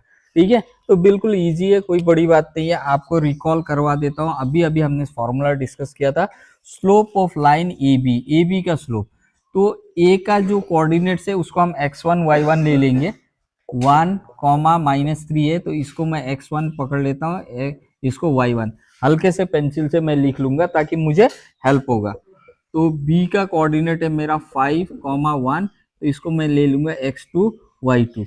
आपको पता है दो पॉइंट को जो लाइन ज्वाइन करता है और स्लोप बनाता है, तो उसका स्लोप का फॉर्मूला क्या है, स्लोप ऑफ ए बी, जिसको मैं एम बी लिख सकता हूं, इज इक्वल टू, मैंने बताया था ना, difference of ordinates y1 minus y2 by x1 minus x2, difference of abscissa. तो y1 मेरा कितना है भैया, -3, और उसके बाद माइनस फॉर्मूला का, और y2 कितना है मेरा 1, बाई x1 कितना है मेरा 1, चलो 1 लिख लिया, फिर फॉर्मूला का बीच का माइनस, फिर x2 कितना है मेरा 5, तो same sign, add 3 + 1 4, sign of biggest number always, minus, ये हो गया प्लस, ये माइनस, डिफरेंस साइन सब्ट्रैक्ट, 5 में 1 गया 4, sign of biggest number always minus, minus minus cut गया, 4 1 जा 4, 4 1 जा 4, इट इज 1/1, तो नीचे का 1 नहीं लिखने से भी होगा। तो ये हो गया पहला आपका आंसर, सॉल्यूशन नंबर 1 का आंसर। हाँ, सॉल्यूशन नंबर 1, इसका solution slope of line A B is 1। ये समझ में आया आपको? समझ में आया? ठीक है। उसके बाद में हमको दूसरा क्या निकालना है, inclination of line A B, यानी ये कितना एंगल बनाता है with X axis, that is angle theta. ठीक है, हमको पता है slope of A B equal to M लिखते हैं हम। ठीक है, इसका दो फॉर्मूला है स्लोप का, एक एंगल के साथ tan theta, M equal to tan theta है, और दूसरा M equal to y1 minus y2 by x2 1 minus x2, जो अभी अभी किया था। तो यहाँ पर थीटा निकालने के लिए बोल रहा है, तो m इक्वल टू मैं टेन थीटा ले लेता हूँ, बराबर। हाँ, और m आपका स्लोप अभी अभी निकाला था हमने, कितना निकाला था, 1 इक्वल टू टेन थीटा। ये दोनों पोर्शन को मैं कंटिन्यू करता हूँ, 10 यहाँ टेन थीटा है तो ये 1 भी 10 में ही वैल्यू ढूंढना है। तो 10 में 1 का वैल्यू मतलब कितना है, ये 1045 डिग्री का वैल्यू होता है 1, तो मैं इसकी जगह लिख सकता हूँ 1045। 10 क्यों लेना है, क्योंकि ये 10 के साथ ही चल रहा है तो 10 ही लेना है। तो यहाँ हो जाएगा आपका टेन थीटा। अब टेन टेन कैंसिल हो गया, मत काट देना, काट मत देना, सोच लेना कि टेन टेन दोनों साइड में हटा दो। तो ये बचेगा कितना यहाँ 45 डिग्री इक्वल टू थीटा, यानी या आप इसको सीधा करेंगे थीटा इक्वल टू 45 डिग्री, यानी आपका equal to angle of inclination of line, angle ही है वैसे तो, आप इसको इंक्लिनेशन बोले तो एंगल ही है, inclination of line A B, जैसा पूछा है वैसे जवाब देंगे, ये हो गया आपका answer. Inclination of line A B मतलब angle which line A B makes with the X axis is 45 degree. आया समझ में आपको? ये नंबर 2 का सॉल्यूशन था। हाँ, ये नंबर 2 लिख देते, ये आया समझ में आपको? हाँ, उसके बाद नंबर 3, हाँ नंबर 3 चले तीसरा क्वेश्चन मैंने कर लिया solve. Slope of line parallel to A B, देखिए slope of line parallel to A B is equal to slope of line A B, क्योंकि जो भी लाइन पैरेलल होगा दूसरे लाइन के साथ उसकी स्लोप उस लाइन के बराबर होगी। तो slope of line A B के बराबर होगी, ये जो भी लाइन रहेगा जो ए बी के साथ पैरेलल रहेगा उसका भी स्लोप उतना ही होगा जितना ए बी का स्लोप है। तो ए बी का स्लोप हमने 1 निकाला था, तो इसका स्लोप भी 1 होगा। खत्म। नंबर 4 का क्या था, सॉल्यूशन लिख लेता हूं मैं यहाँ पर। नंबर 4 का था slope of line perpendicular to A B.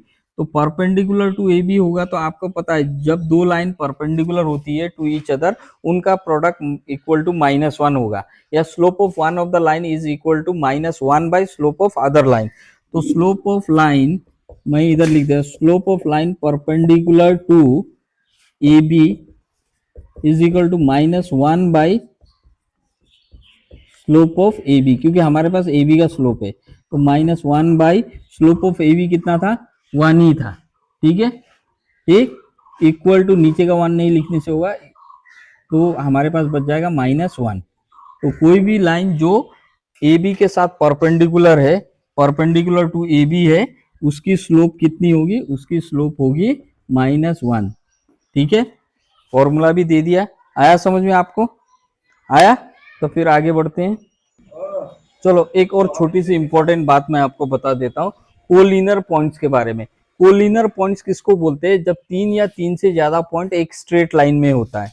जैसे आप देख सकते हैं यहाँ मैंने ऑलरेडी लिया हुआ है, पॉइंट ए, पॉइंट बी और पॉइंट सी तीनों एक ही स्ट्रेट लाइन में है। यानी 3 या 3 से ज्यादा पॉइंट अगर एक स्ट्रेट लाइन में आते हैं तो उनको कोलिनर पॉइंट्स बोलते हैं। और हमेशा याद रखना कि अगर ये कोलिनर पॉइंट्स है तो इनके स्लोप्स इक्वल होंगे।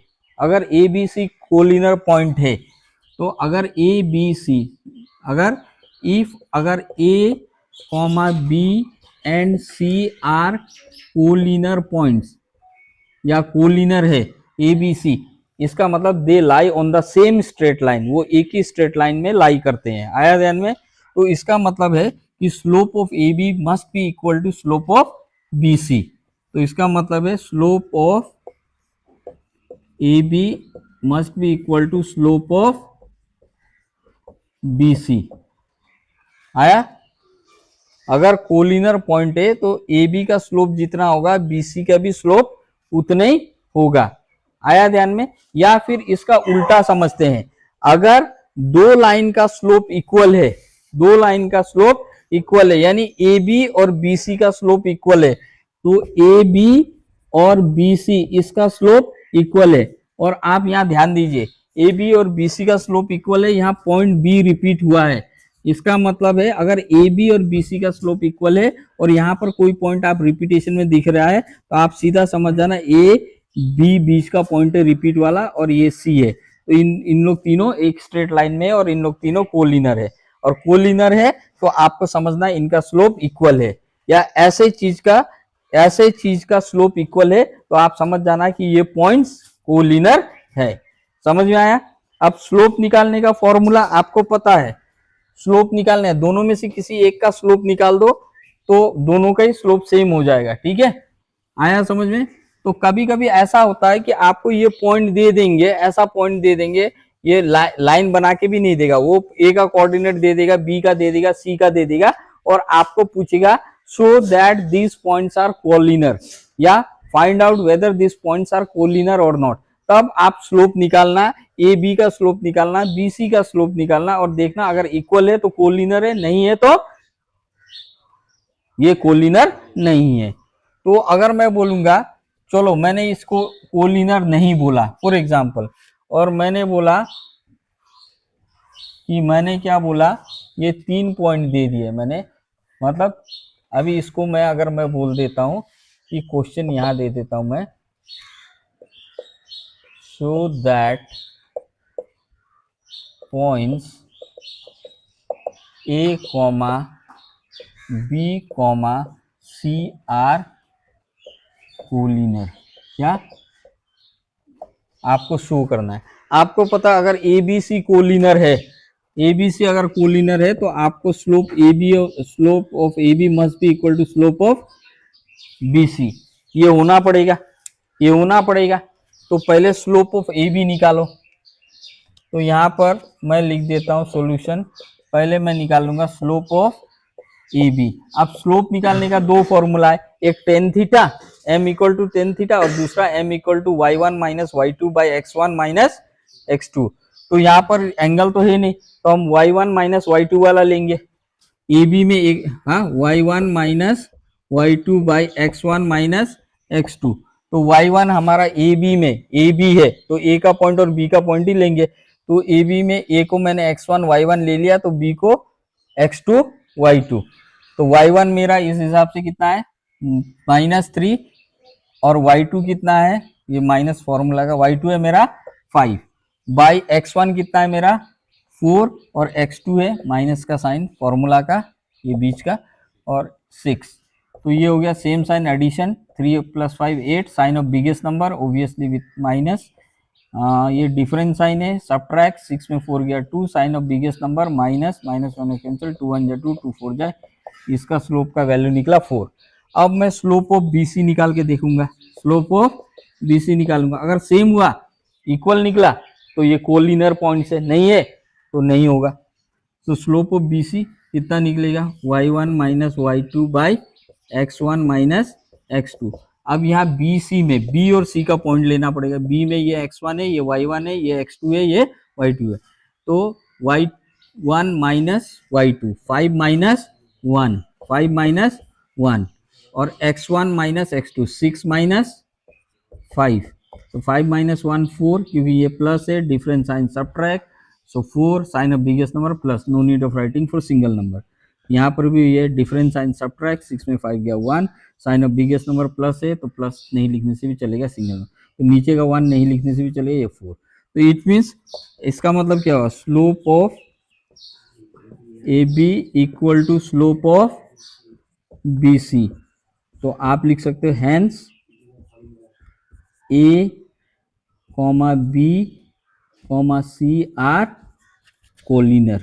ठीक है, ठीक है, और ऑलरेडी कोलिनर दे दिया है, तो आप slope of A B equal to slope of B C करके वैल्यू बिठा दीजिएगा। ठीक है, और कुछ उसमें से अननोन वैल्यू फाइंड करना होगा तो आप कर सकते हो।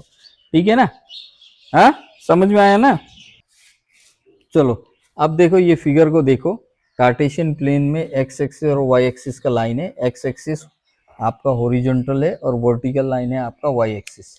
ठीक है, तो यहाँ पर देखो आप, तो आप यहाँ देखो ये जो एक लाइन है ये कट कर रहा है, ये लाइन जो है एक्स एक्सिस को एट पॉइंट ए कट कर रहा है और वाई एक्सिस को एट पॉइंट बी में कट कर रहा है, ये आपको दिखाई दे रहा है। ठीक है, ठीक, तो ये जो पॉइंट है ए का कोऑर्डिनेट्स एक्स का कुछ वैल्यू होगा, सपोज एक्स का वैल्यू ए होगा, लेकिन इस पॉइंट पे on the line of X axis Y का वैल्यू होगा आपका 0 on the X axis, exactly on the X axis, चाहे निगेटिव साइड में हो चाहे पॉजिटिव साइड में हो, एक्स एक्सिस के ऊपर एग्जैक्टली इस लाइन के ऊपर कोई भी पॉइंट बैठेगा, चाहे पॉजिटिव में हो निगेटिव में हो, वाई का वैल्यू हमेशा 0 होगा, वाई का वैल्यू हमेशा 0 होगा। अब यहाँ देखो ये y एक्सिस को एट पॉइंट बी काटा हुआ है और ये point B exactly on the line y axis बैठा हुआ है, तो यहाँ पर x का वैल्यू 0 होगा और y का वैल्यू कोई भी एक हो सकता है, सपोज ले लेता हूँ, मैं ले लेता हूँ b। ठीक है, अपर साइड है तो पॉजिटिव b ले लिया, आया। तो any point which is on the X axis there the value of Y will always be 0 and any point which is on the Y axis the value of X will be 0। आया ध्यान में? अच्छा, ये एक line है जिसने x axis को point A में काटा है और वाई एक्सिस को पॉइंट बी में काटा है। तो ये ओरिजिन है ओ, यहां से लेकर के ये पॉइंट तक जहां पर एक्स एक्सिस को इंटरसेप्ट किया गया है, काटा गया है, इसको बोलते हैं एक्स इंटरसेप्ट। एक्स इंटरसेप्ट मतलब दिस ओ ए। आया? और Y intercept means from origin to this point B, O B is called Y intercept. और वाई इंटरसेप्ट को हम बहुत ही इंपॉर्टेंट लेटर सी के साथ रिप्रेजेंट करते हैं। आया समझ में? और ओ ए और ओ बी को अगर इसको एक साथ लेते हैं तो हम बोलते हैं इसको इंटरसेप्ट्स ऑन एक्सेस। एक्सिस का प्लूरल एक्सेस।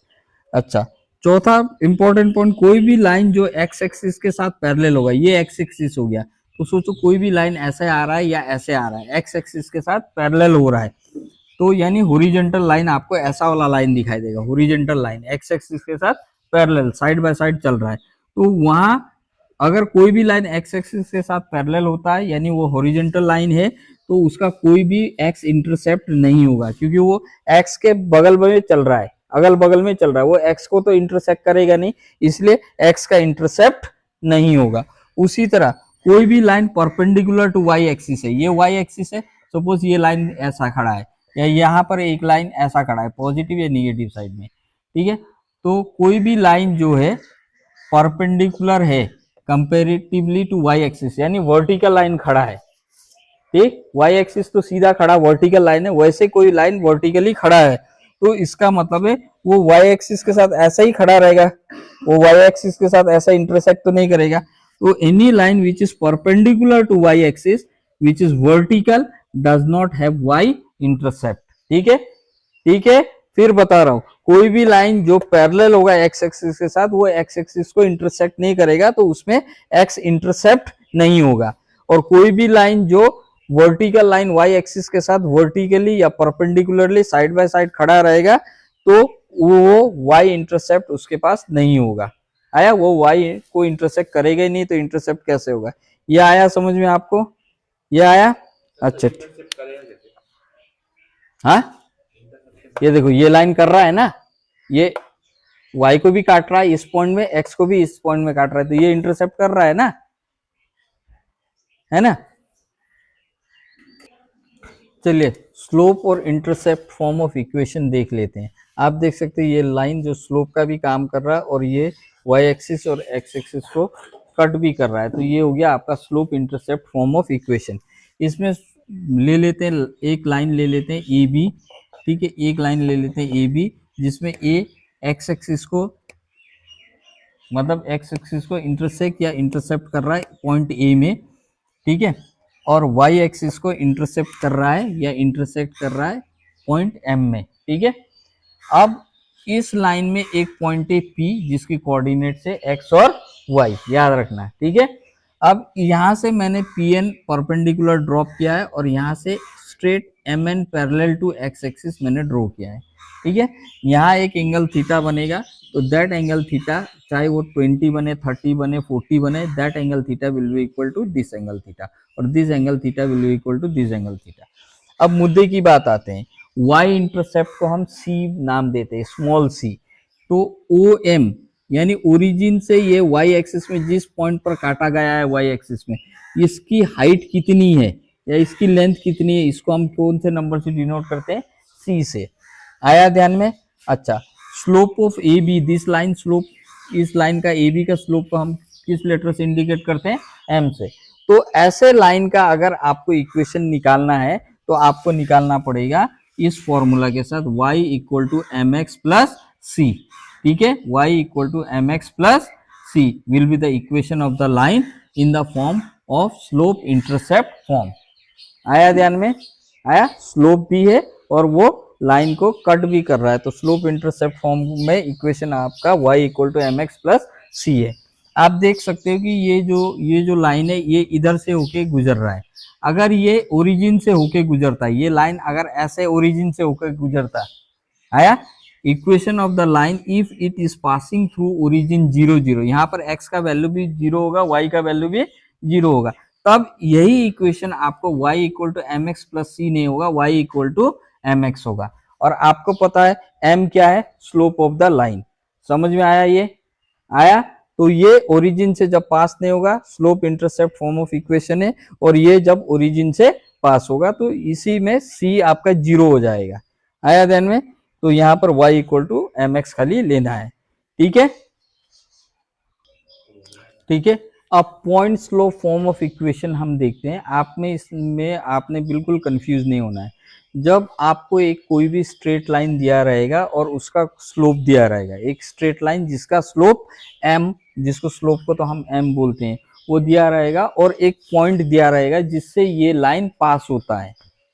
आया? जिससे ये लाइन पास होता है, तो फिर उस लाइन का इक्वेशन क्या होगा? उसकी फॉर्मूला होगा y minus Y one equal to M into X minus X one. आया ध्यान में? आया ध्यान में? तो इसमें आप बोल सकते हो कि x1 और y1 इसको ले लेते हैं, x1 y1। ठीक है, तो यहां पर देख सकते हो कि लाइन ए बी एक स्ट्रेट लाइन है।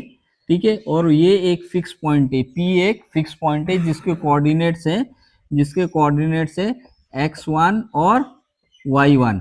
ठीक है, तो लाइन ए बी है, ठीक, जिसका स्लोप m है, और वो एक फिक्स पॉइंट P से होते हुए गुजर रहा है, और उस P की कोऑर्डिनेट से x1 और y1। तो equation of the line A B कैसे बनेगा? Equation of the line A B बनेगा y minus Y one equal to M into X minus X one से, और ये y1 और x1 P के कोऑर्डिनेट से। ठीक है, और x और y जो है आपको वैसे ही रखना है, इसमें वैल्यू नहीं डालना है, खाली x1 और y1 की वैल्यू आपने ये P की वैल्यू से डाल देनी है। ठीक है, आया समझ में? हाँ, और लेकिन यहाँ और एक चीज की जरूरत पड़ेगी, m की जरूरत पड़ेगी, slope of this very line is also required. ये आया समझ में आपको? आया? ये तो एक पॉइंट से पास हो रहा है। अगर दो पॉइंट से पास हो रहा होता तो to point form of equation का इस्तेमाल करते, इक्वेशन का इस्तेमाल करते। ठीक है, तो तब क्या होता? अगर सोचो और एक पॉइंट Q ले लेता हूं जिसकी कोऑर्डिनेट है x2 y2। आया? तो लाइन ए बी ये दो पॉइंट से पास हो रही है, यानी ये टू पॉइंट फॉर्म हो गया, two point form of equation बनेगा। तब equation of line A B क्या होगा? याद रखना m जो है वो slope of A B, line A B का है। तब इसका इक्वेशन हमारे पास में क्या आएगा? वही चीज आएगी, y minus Y one equal to आपका आएगा y माइनस वाई वन, तो हमारे पास आ गया। उसके बाद आएगा आपका y2 minus Y one by x2 minus x1। इसको ब्रैकेट में डाल देता हूं दोनों को, और यहाँ पर इनटू, यहाँ पर आ जाएगा साइड में और एक इक्वेशन आएगा x माइनस एक्स वन। ये जब दो पॉइंट से कोई भी स्ट्रेट लाइन पास होगा, और ये जब एक सिंगल पॉइंट से पास होगा। ये आया समझ में आपको? देख लो एक बार आप।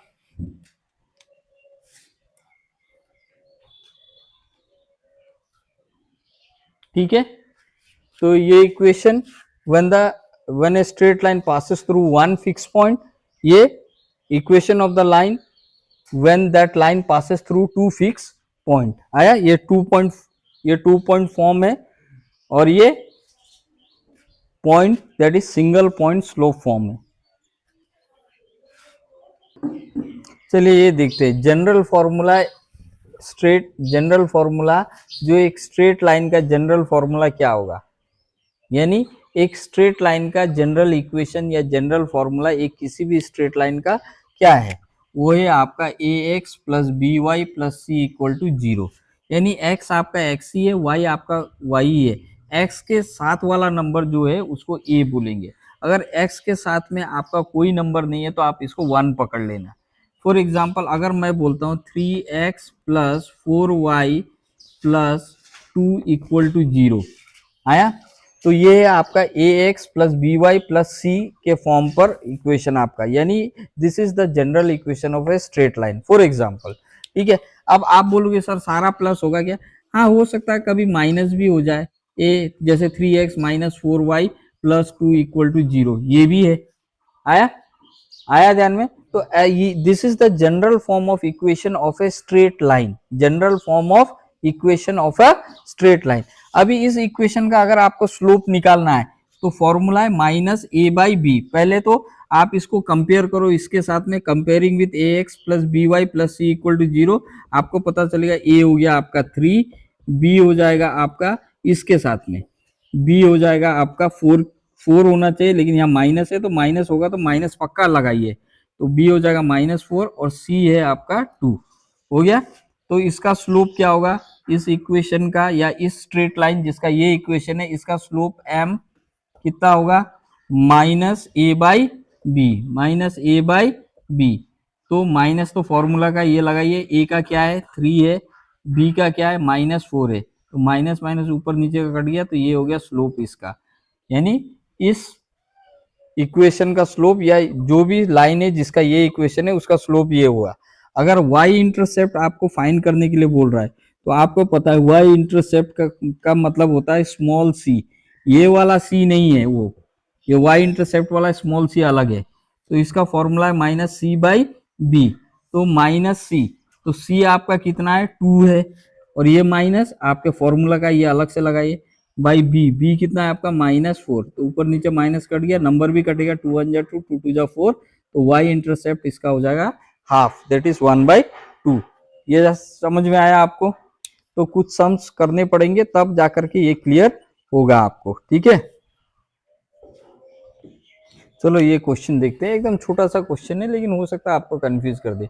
State whether the point -3 1 lies on the line having equation, और lies on the line of the lies on the line having the equation x plus 2y plus 1 equal to 0। मतलब क्या ये पॉइंट उस लाइन के ऊपर पड़ता है या उस लाइन के ऊपर है जिस लाइन की इक्वेशन ये है? तो क्या ये पॉइंट इस लाइन, मतलब जो भी लाइन है जिसकी इक्वेशन ये बन रही है उस लाइन के किसी भी पोर्शन में ये पॉइंट गिरता है कि नहीं गिरता है, ये पता करना है। तो इसके सबसे इजी तरीका है, आप देख लो, ये तो आपका x है, ये आपका y है, आपका इक्वेशन क्या है, गिवन इक्वेशन जो भी लाइन का है, गिवन इक्वेशन क्या है आपका x प्लस 2y प्लस 1। ठीक है, हाँ यही है ना, यही है ना? तो और ये किसके इक्वल है, इक्वल टू 0। तो आप यहाँ पर x का वैल्यू डालिए, x का वैल्यू कितना है -3 plus 2y, 2 into Y, Y की वैल्यू कितनी है ये इस पॉइंट 1, और प्लस 1 इक्वल टू 0। तो -3, 2 1 जा 2 प्लस 1 इक्वल टू 0। तो -3 में 2 गया -1 प्लस 1 0, 0 इक्वल टू 0 बराबर निकल रहा है। यानी ये x और y की वैल्यू इस इक्वेशन में डालने के बाद इस इक्वेशन की वैल्यू जो पहले भी 0 थी, ये वैल्यू डालने के बाद भी 0 निकल रही है। तब इसका मतलब है कि yes this point, yes point -3 1 lies on the line that has this equation, having equation x plus 2y plus 1 equal to 0। तो ये पॉइंट लाई करता है उस लाइन में जिस लाइन की ये इक्वेशन है।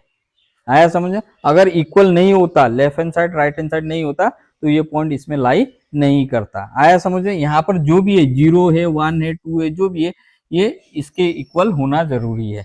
आया ध्यान में? अब ये क्वेश्चन देखो, देख करके एकदम घबरा जाओगे, लेकिन घबराने वाली कोई बात नहीं है। Find the equation of the line that passes through the point 1 3 and makes intercept 5 on y axis। ठीक है, इसमें घबराने वाली जैसी कोई बात ही नहीं है। आपको इक्वेशन उस लाइन की फाइंड करनी है जो इस पॉइंट से होते हुए गुजरेगा और जो 5 इंटरसेप्ट बनाएगा y एक्सिस में। यानी y एक्सिस में इंटरसेप्ट बनाने का मतलब है c की वैल्यू। आपको पता है c की वैल्यू ये है किसकी वैल्यू? ये किसकी वैल्यू है, किसकी वैल्यू है ये, हाँ makes intercept 5 on Y axis में 5 इंटरसेप्ट बना रहा है, मतलब ये सी की वैल्यू है। ठीक है, तो आपको इक्वेशन, ये एक पॉइंट दिया हुआ है, लाइन इस पॉइंट से पास होगा और सी की वैल्यू दी हुई है, लाइन एक पॉइंट से पास हो रहा है और आपको वाई इंटरसेप्ट यानी सी की वैल्यू, आपने वाई इंटरसेप्ट सी दिया हुआ है, तो ये कौन सा इक्वेशन बनेगा भैया, y equal to M X plus, Y equal to M X plus, आगे बोलो M X plus C, Y equal to M X plus C वाली चीज है ये। तो आपको पता है y equal to M X plus C. अब यहां पर ये है आपका x, ये है आपका y कितना है आपका 3, स्लोप आपको पता है नहीं, वही फाइंड करेंगे, और x कितनी है आपकी 1 बराबर, प्लस c कितनी है आपकी 5, तो ये करो 3 m1 जा m प्लस 5 के इधर लेके जाओ, 3 माइनस 5 इक्वल टू m, तो ये प्लस 3 है, डिफरेंस साइन सब्ट्रैक्ट, 5 में 3 गया 2, sign of biggest number minus, तो आप इस लाइन की स्लोप यानी m है -2, m है -2। आपको अब इक्वेशन बनानी है, क्या बनानी है आपको, इक्वेशन आपको अभी बनानी है। ठीक है, तो अभी आपको इक्वेशन बनानी है, अभी हमने इक्वेशन बनानी है। इक्वेशन आपको पता है क्या है, इक्वेशन आपको पता है क्या है, इक्वेशन रिक्वायर्ड इक्वेशन, पॉइंट से होकर एक पॉइंट से गुजर रहा है और y इंटरसेप्ट भी बना रहा है, तो हमको पता है इक्वेशन तो y equal to M X plus C ही बनेगा बराबर। तो तब इक्वेशन जब बनाओगे तो y का वैल्यू मत डालना, m का वैल्यू कितना है वो डालो -2, और ये x रखो इक्वेशन के लिए, और c यानी y इंटरसेप्ट कितना है 5 है। ठीक है, अब आप इसको ऐसे रखो या इसको सीधा करो, कुछ करो, आप कर सकते हो इसको, तो -2 इधर लेके आओ तो +2x हो जाएगा, 2x plus Y equal to 5। आप इसको ऐसे भी लिख सकते हो या आप इस फॉर्म में भी रख सकते हो। ठीक है, ये आया समझ में आपको, ये आया। तो आप बोलोगे सर यहाँ एम एक्स प्लस सी में हमने x और y की वैल्यू डाल दी, यहाँ पर क्यों नहीं डाली, ये y की वैल्यू इसलिए यहाँ पर डाली क्योंकि हमको स्लोप निकालना था और दूसरा इस पॉइंट से पास हो रहा था, तो इसकी वैल्यू यहाँ पर बैठती, बराबर बैठती, तो इसलिए हमने वो किया। और जनरली इस लाइन का इक्वेशन क्या होगा, वहां x और y की वैल्यू तो और भी हो सकते हैं, इसीलिए x और y की वैल्यू यहाँ पर हमने नहीं डाला है। ठीक है, यहाँ पर m और c की वैल्यू हमने पुट करके इसको इक्वेशन में चेंज किया। ये समझ में आया आपको। तो इस किस्म का जब आपको एक पॉइंट दिया रहेगा, इंटरसेप्ट दिया रहेगा, तो आपने y equal to M X plus C से करना है, या फिर आपको स्लोप दिया रहेगा, एक्स वाई की वैल्यू दी रहेगी, स्लोप दिया रहेगा, तो आपको इंटरसेप्ट नहीं भी दिया रहेगा तो आप सी फाइंड कर सकते हो इस फॉर्मूला से, फिर दोबारा जाके एम एक्स प्लस सी में एक्स और वाई की वैल्यू नहीं डाल करके, क्योंकि इक्वेशन में एक्स वाई चाहिए, बाकी का वैल्यू डाल करके आप इक्वेशन फाइंड कर सकते हो। समझ में आया आपको। अच्छा, दूसरा क्वेश्चन देखिए, find the equation of the line that passes through this point and this point, यानी दो पॉइंट से पास हो रहा है। ठीक है, हाँ, तो उस लाइन की इक्वेशन बनानी है जो दो पॉइंट से पास हो रहा है, और उस लाइन की स्लोप भी आपको फाइंड करनी है। ये बात आई समझ में, यानी ये दो पॉइंट से पास हो रहा है, आप इसके एक दो मत ले लेना, इसको होल, ये पूरे कोऑर्डिनेट को एक पॉइंट लेंगे और ये पूरे कोऑर्डिनेट को दूसरा पॉइंट लेंगे, तो दो पॉइंट से पास हो रहा था, टू पॉइंट फॉर्म स्लोप आपको पता है। ठीक है, तो इसका मतलब क्या है कि अगर मैं इसको x1 लूंगा तो इसको x2 लूंगा, इसको इसको y1 लूंगा और इसको x2 लूंगा और इसको y2 लूंगा। अब मेरे पास इंटरसेप्ट वाली चीज भी नहीं है, मेरे पास स्लोप भी नहीं है। ठीक है, तो 2 पॉइंट फॉर्म स्लोप का इक्वेशन क्या है, इक्वेशन वैसे लाइन का क्या है, इक्वेशन ऑफ द लाइन, या 2 पॉइंट, आपको पता है इक्वेशन ऑफ द लाइन किसका, passing through 2 points, passing through 2 points, तो उसको 2 पॉइंट स्लोप का इक्वेशन हम करेंगे। यस, जिसका इक्वेशन है y minus y1 equal to, मैंने करवाया भी था आपको याद होगा, आप भूल गए तो फिर दिला देता हूँ, पीछे वाला मैं आगे लिखता हूँ। वाई माइनस वाई वन याद करने के लिए आसान होगा, X minus X one into क्या Y two minus Y one by X two minus X one. यही फॉर्म था 2 पॉइंट, हाँ 2 पॉइंट स्लोप का इक्वेशन यही था कि नहीं था, बताओ मुझे।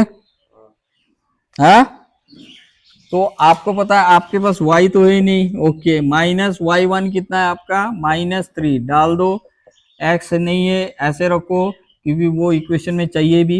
x1 कितना है आपका 8 लिखो, इंटू y2 कितना है आपका 1 और y1 -3 और y1 -3, दो माइनस हो गया यहाँ पर इसलिए कर्ली ब्रैकेट डाला। x2 कितना है आपका 6 और x1 है 8, तो ये हो जाएगा 6 - 8, ठीक है। तो ये हो जाएगा y ब्रैकेट खोलो minus minus +3 equal to x -8 ये इंटू 1, ये ब्रैकेट खोलो बीच का माइनस माइनस +3 और यहाँ पर आपको पता है plus minus difference sign subtract 8 - 6 2 sign of biggest number that is minus. तो ये हो जाएगा आपका y +3 equal to x -8 into 1 + 3 4 by -2 cut कर 2 1 जा 2। हाँ ये हो गया, देख लिया इतना तक, देख लो मेरे पास जगह नहीं, मैं ऊपर मिटाने वाला हूँ, ठीक है। तो यहाँ बचेगा आपका y +3 equal to x -8 into ये माइनस ऊपर लेके जाओ, -2 नीचे का 1 का कोई वैल्यू नहीं है तो y +3, अच्छा चलो ब्रैकेट निकाल देता हूँ, x से इंटू करो, x इंटू -2 एक ही माइनस इंटू हो रहा है तो -2x फिर -8 इंटू -2 दो माइनस इंटू हो रहा है प्लस 8 2 जा 16। तो ठीक है भैया आप इसको इक्वेशन के हिसाब से x को इधर लेके आओ, माइनस है तो इधर लेके आओ तो +2x हो जाएगा, y को इसे 2x + y, ठीक है, +3 है +16 भी लेके आओ -16 इक्वल टू 0 या 2x + y 16 में 3 गया 13 माइनस का साइन बढ़ा -13 इक्वल टू 0, ठीक है। आप ऐसे भी लिख सकते हो या फिर आप इसको और -13 को इधर भेज दो 2x + y इक्वल टू +13 भी लिख सकते हो, या y equal to mx + c में रखना है तो y को यहाँ रखो 13 - 2x भी लिख सकते हो। तो ये 3 आंसर में आपको जो पसंद है आप वही लिखिए, ठीक है, ठीक है। अब बात करते हैं इसका स्लोप निकालने का। अब स्लोप निकालने का तो आपको पता है तरीका क्या है, स्लोप को ही ग्रेडियंट भी बोलते हैं। आया, जैसे इंक्लिनेशन बोले तो एंगल थीटा डिग्री में हमको फाइंड करना है, उसी तरह स्लोप बोलेगा तो स्लोप जिसको हम m बोलते हैं उसको ग्रेडियंट भी बोलते हैं, ठीक है। तो आप डर मत जाना, ग्रेडियंट पूछ लिया क्या पूछ लिया, तो फाइंड इज स्लोप, तो slope of the given line या रिक्वायर्ड लाइन लिख देता हूं मैं, रिक्वायर्ड लाइन, लाइन का नाम तो दिया नहीं है, slope of the required line. अब इसमें आपको पता है मेरे पास में तो स्लोप का फॉर्मूला है m equal to tan theta और दूसरा फॉर्मूला है y1 minus y2 by x1 minus x2। तो m स्लोप इक्वल टू वही यूज करूंगा y1 minus y2 by x1 minus x2, क्योंकि उसके सिवा और एंगल तो है नहीं कि मैं टेन थीटा का इस्तेमाल करूंगा। तो y1 मुझे पता है क्या है मेरा -3 और ये माइनस का साइन, y2 कितना है मेरा 1, x1 कितना है मेरा 8 और x2 कितना है 6, 8 - 6 तो ये -4 और ये बचेगा 2, कैंसिल करो तो स्लोप आ गया, इस लाइन का स्लोप होगा -2। होप आपको समझ में आ रहा है चलेगा। अच्छा आपको ये और एक किस्म से भी स्लोप फाइंड कर सकते हो, अच्छा बताए तो ये जो है आप इसको general equation of the straight line आपको पता है क्या था, ax + by + c = 0 बराबर। तो सारे चीज को इस तरफ लेना है, इधर 0 खाली छोड़ना है। तो जैसे मैंने इसको लिया था इसको अगर आप ax plus B Y plus C equal to zero के साथ अगर आप कंपेयर करोगे, comparing with ax plus B Y plus C equal to zero which is the general form of equation of a straight line, तो आपका a कितना निकलेगा 2, b कितना निकलेगा आपका 1 और c कितना निकलेगा आपका -13। तो यहाँ पर स्लोप हमने निकाला, स्लोप का क्या फॉर्मूला था इसका, इसमें भी स्लोप निकालते हैं, slope minus A by B, तो माइनस ए बाई बी, तो ए कितना है मेरा माइनस, फॉर्मूला का ए है मेरा 2 और बी है मेरा 1, तो -2/1 इज -2, सेम निकल रहा है देखिए। तो इतना आप ये फॉर्म करो या ये फॉर्म करो, आपका अगर जनरल फॉर्म ऑफ इक्वेशन में आ रहा है, दिख रहा है ax plus B Y plus C के रूप में आ रहा है, दिख रहा है, तो आप वो कर सकते हो, ठीक है।